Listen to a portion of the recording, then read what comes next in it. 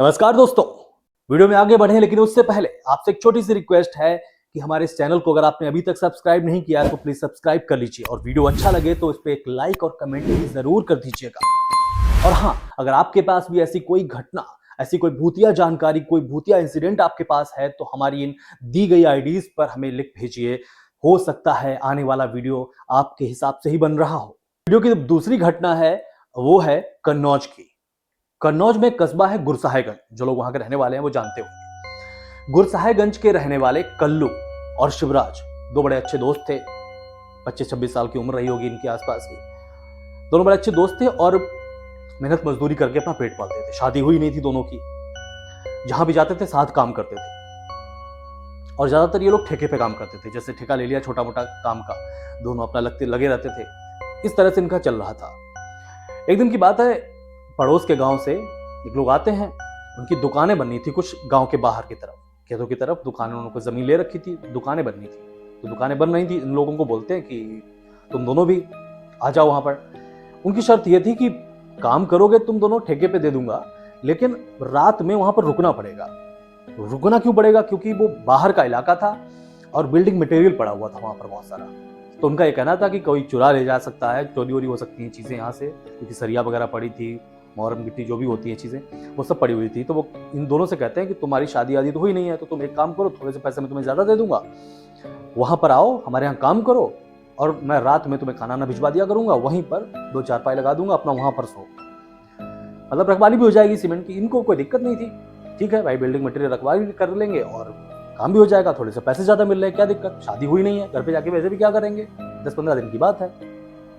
तो क्या होता है कि कल्लू और शिवराज दोनों वहां पर रहने लगते, जाके काम करते हैं, अपना रात में सोते हैं। 2-3 दिन गुजरते हैं इनको। अच्छा, जहां पर दुकानें थी, बाहर की तरफ दुकानें थी, उसकी जस्ट सामने से एक छोटी सी रोड निकल रही थी। गांव में जैसे पगडंडी होती है ना, जो गांव को जोड़ने वाली रोड होती है छोटी छोटी, वो रोड निकल रही थी। उसके ठीक सामने 3-4 घर बने हुए थे। नई आबादी थी, बसावट हो रही थी नई, तो 3-4 घर बने हुए थे। उसके सामने ठीक अपोजिट साइड में इनकी दुकानें, जहां पर ये काम कर रहे थे, दुकानें बन रही थी। कुछ गांव के भी उनके मजदूर थे जो अपना दिन में काम करते थे, शाम को घर चले जाते थे। इन दोनों को भाई कॉन्ट्रैक्ट दे रखा था। तो ये दोनों वहां पर रुकते हैं, अपना रात में खाना वाना खाने के बाद लेटते हैं वहीं पर। 2-3 दिन गुजर जाते हैं। एक दिन रात को, अच्छा जो कल्लू था वो थोड़ा सा पीने का शौकीन था, तो वो क्या करता है, खाना वाना के बाद एक पौवा लाता है, अपना लगाता है और सो जाता है। शिवराज था, वो ठीक ठाक था, वो कुछ खाने पीने वाला नहीं था। रात के करीब 11-12 बजे के आसपास, आधी रात को, समय तो नहीं लेकिन आधी रात को, कल्लू की आंख खुलती है वॉशरूम जाने के लिए, टॉयलेट जाने के लिए उसकी आंख खुलती है। खड़ा होता है तो हल्की हल्की चांदनी रात थी। तो उसे दिखता क्या है कि रोड के दूसरी तरफ, जो मैंने आपको बताया 3-4 घर बने हुए थे, एक घर के पास में एक महिला खड़ी, एक लेडी खड़ी हुई है। दूर से उसको दिखता है सफेद कपड़ों में। थोड़ा सा हैरान होता है, हल्की सी चढ़ी भी थी। तो देखता है, कहता है ये कौन है। जो शिवराज बगल में सोया हुआ था, शिवराज को जगाता है, कहता है भाई उठ, क्या हुआ, अरे उठ। तो शिवराज उठ के बैठ जाता है, क्या है यार, क्या क्या सोने क्यों नहीं दे रहा है। कहता है भाई सामने देख, कोई महिला खड़ी हुई है। तो वो कहता है कि किस सबके घर है, वहां पर 3-4 घर बने हुए हैं, कोई महिला निकली होगी, तू है कौन, तू क्यों, मतलब सो चुपचाप, वॉशरूम जाना है वॉशरूम जा। अब ये थोड़ा सा दिलफेक था कल्लू, कहता नहीं भाई चल चल चल, उठ उठ, चल देखते हैं, देख के आते हैं क्यों इतनी रात को खड़ी है। शिवराज गहरी नींद में था, कहता भाई मैं कुछ नहीं कर रहा हूं, मैं कहीं नहीं जा रहा हूं, तुझे जहां जाना हो जा। वो सो जाता है लेट के। ये भाई साहब क्या करते हैं, उठते हैं और उठ के उस तरफ रोड पार करके उस तरफ चल देते जहां पर महिला खड़ी हुई थी। पास में उसके जाता है और जैसे ही उसके पास पहुंचता है, बोलता है अरे सुनो। जैसे ही सुनो करता है, इसे अभी भी दिख रहा है कि साड़ी पहने कोई सफेद महिला, सफेद साड़ी में कोई महिला खड़ी हुई है। जैसे ही पास पहुंचता है, सुनो करता है और पीछे से पीठ पर हाथ रखता है हल्का से बुलाने के लिए। वहां कोई नहीं, सच में कोई भी नहीं वहां पर। ये क्या करता है, पलटता है और एकदम से चलना शुरू कर देता है, तेज तेज चलना शुरू करता है।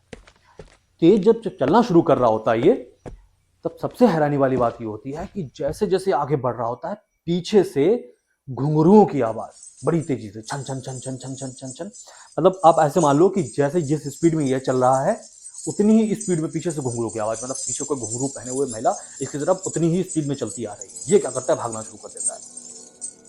रोड के दूसरी तरफ ही वो लेटा हुआ था शिवराज, ये क्या करता है, एकदम से चिल्लाते हुए भागना शुरू करता है। चिल्लाहट इसकी सुनता है तो शिवराज बैठ जाता है उठ के, क्या हुआ क्या हुआ। अब आसपास तो कोई है नहीं वहां पर। ये पहुंचता है, तुरंत चारपाई पे लेट जाता है, पसीना पसीना हो चुका था बहुत बुरी तरह से। शिवराज कहता है क्या हुआ, बताता भाई मैंने वो महिला देखी, वो थी, वो मैं वहां गया तो गायब। तो शिवराज उसको डांटता है, कहता है साले तुझसे मना किया था मैं पहले, तू गया क्यों वहां पर। वो कहता है भाई मुझे लग रहा है कि मैं नशे में हूं, तो इसलिए मुझे मतलब अभी भी विश्वास नहीं कर रहा था कि कुछ इसके साथ हुआ है। इसको लगता है कि अभी मैं नशे में था, इसलिए शायद कुछ भ्रम हुआ है इसको। तो शिवराज से कहता है कि एक काम कर, तू चुपचाप सो जा, मत जा।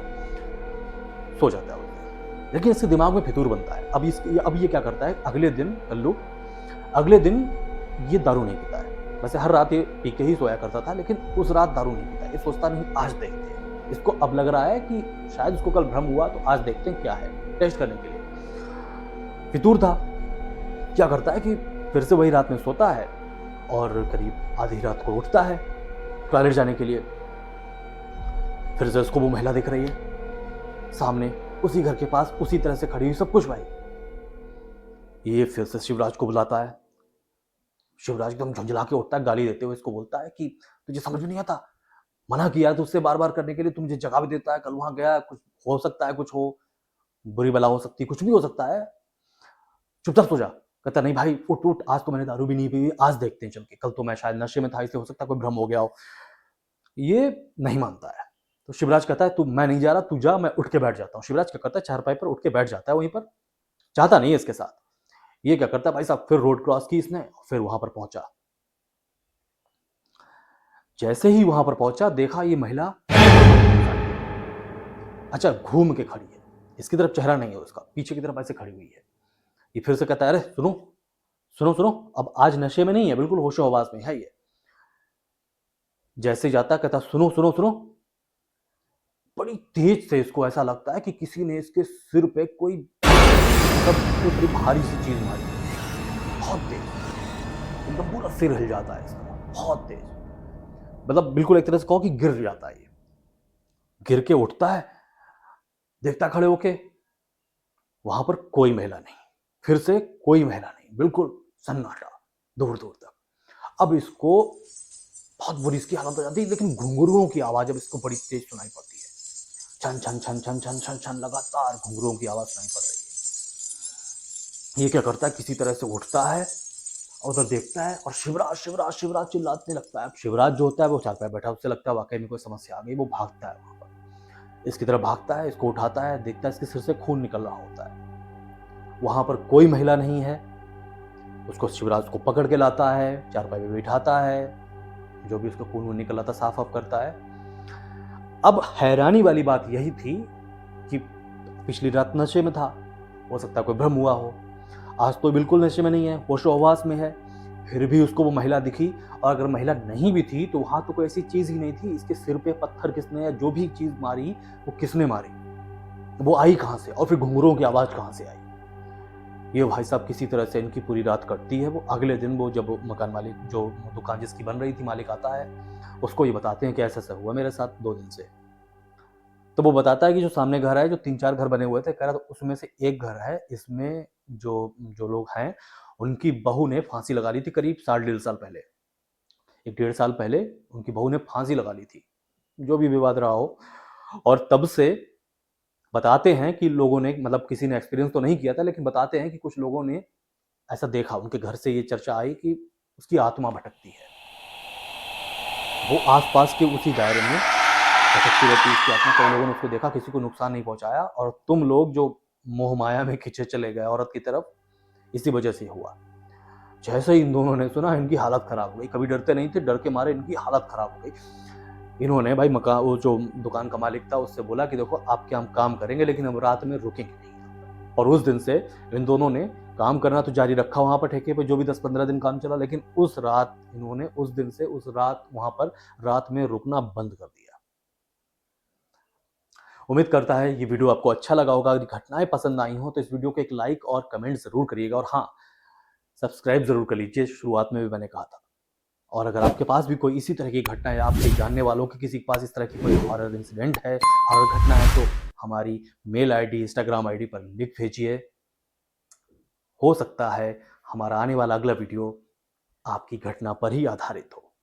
नमस्कार।